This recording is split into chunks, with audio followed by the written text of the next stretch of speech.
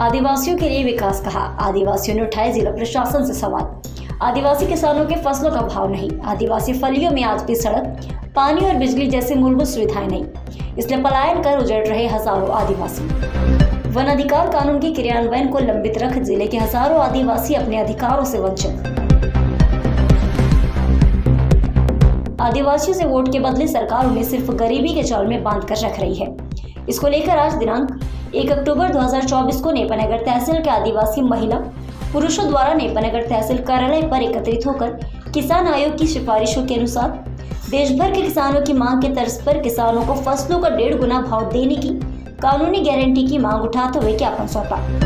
मुख्यमंत्री को प्रेषित ज्ञापन में जिला प्रशासन की विफलताओं के चलते आदिवासी फलियों में बिजली, पानी और सड़क जैसी मूलभूत सुविधाओं की कमी होने के बारे में भी संबोधित करते हुए एसडीएम को ज्ञापन भी सौंपा गया। आदिवासियों का कहना है कि फसलों का पूरा भाव न होने के कारण आदिवासी किसान कर्ज में डूबते जा रहे हैं। किसान से वे मजदूर बनने मजबूर हो रहे हैं और अवैध ठेकेदारों के जाल में फंसकर गुजरात और महाराष्ट्र में बंधुआ मजदूर बनने के लिए मजबूर हो रहे हैं। 2014 से ही प्रधानमंत्री द्वारा किसान आयोग की सिफारिशों को लागू कर सोयाबीन, कपास, मक्का, तुअर, उड़द, ज्वार जैसे 24 मुख्य फसलों पर लागत का 1.5 गुना भाव देने का वादा किया गया था, जो आज तक पूरा नहीं हुआ है।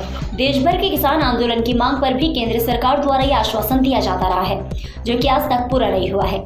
कई आदिवासी किसान वन अधिकार दावेदार है, जो खेत का पट्टा न होने के कारण अपने फसल को मंडी पर सरकारी भाव में बेचने से भी वंचित है।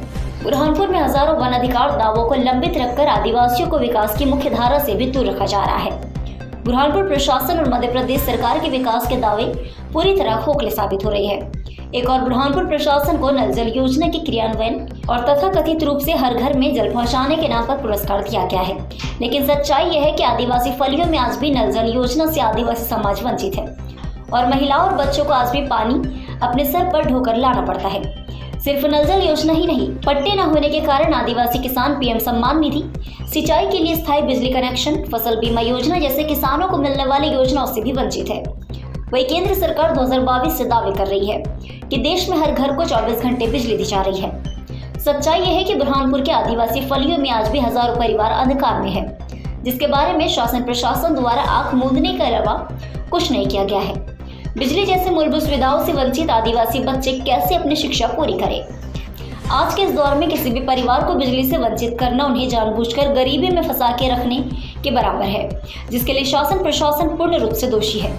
हाल ही में केंद्र सरकार द्वारा प्रधानमंत्री जनजाति उन्नत ग्राम अभियान चलाने की घोषणा की गई है, जिसमें आदिवासी इलाकों में सड़क, स्वास्थ्य, बिजली, पानी जैसी मूलभूत सुविधाओं को सुनिश्चित करने और आदिवासियों को सरकार की योजनाओं के लाभ को सुनिश्चित करने के लिए लगभग 80,000 करोड़ रुपयों का आवंटन किया गया है।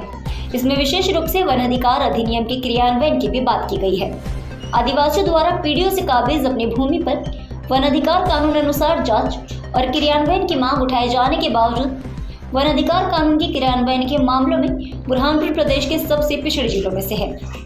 आदिवासियों ने बुरहानपुर प्रशासन से ये भी सवाल उठाया कि क्या प्रशासन ने पूर्ण रूप से कानून को पेटी में बंद कर आदिवासियों को उनके अधिकारों से वंचित करने का निर्णय ले लिया है। आदिवासियों का कहना रहा, यदि प्रशासन वन अधिकार कानून का क्रियान्वयन करने और पात्र आदिवासियों को भी अपने वन अधिकार देने में सक्षम नहीं है, तो कम से कम वोट और टैक्स देने वाले, देश की अर्थव्यवस्था को चलाने वाले किसान मजदूरों को मूलभूत सुविधाओं से वंचित न करे। प्रशासन द्वारा आदिवासियों की मांगों पर कार्रवाई न होने पर आदिवासियों ने बड़े स्तर पर आंदोलन की भी चेतावनी दी है। न्यूज़ 20 के लिए नेपानगर से संदीप डाहट की रिपोर्ट। यहाँ एसडीएम कार्यालय में बहुत सी संख्या में आदिवासी जो हम लोग आए हैं, जागृत आदिवासी दलित संगठन के कार्यकर्ताओं की तरफ से, और हम जो मुद्दा लेके आए थे कि किसान मुद्दा, वन अधिकार कानून में जो दावेदार किसान हैं उनकी बातों को लेके आए थे।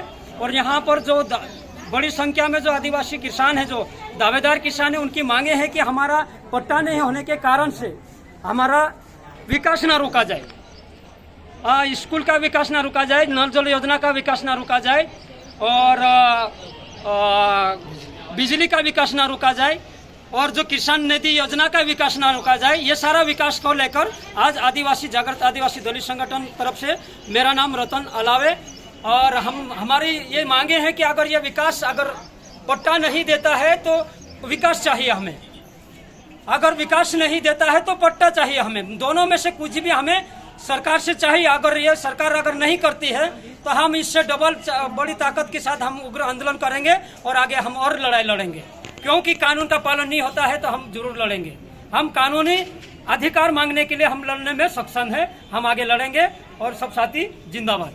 अमोखा अमोखा लड़ेंगे जीतेंगे, लड़ेंगे जीतेंगे।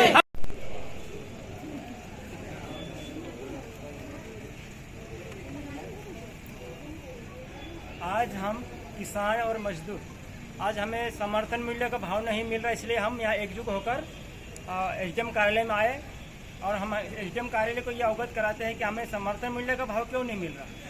आज किसान दिनों दिन आत्महत्या करके मर रहे हैं।